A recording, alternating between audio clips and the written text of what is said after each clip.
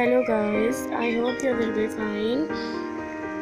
आज मैं आपके लिए लेके आई हूँ एक बायो एक्वा फेस वॉश का रिव्यू। ये ऑयली स्किन वालों के लिए बेस्ट फेस वॉश है। ये दाने, दाग धब्बे, hyper pigmentation, black heads, white heads, oil control face wash है। ये आपके चेहरे के तमाम प्रॉब्लम्स का ये हल है। ये मेडिकली टेस्टेड है और इसमें कुछ भी ऐसी चीज़ें नहीं हैं जो आपको नुकसान पहुँचाएँ आपके जल्द को।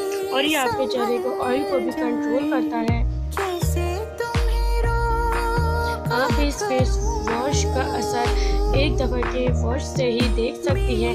आप जब तक के ये ट्यूब इस्तेमाल करेंगे आपका चेहरा बिल्कुल ही क्लीन हो जाएगा। सो गाइस, एक दफ़ा आप ये फेस वॉश ट्राई करके देखें।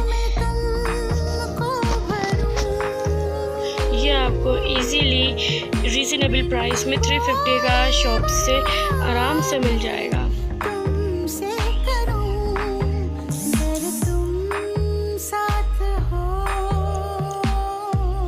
और ये फेस वॉश लड़के और लड़कियां दोनों ही इस्तेमाल कर सकते हैं। ये दोनों के लिए इफेक्टिव है।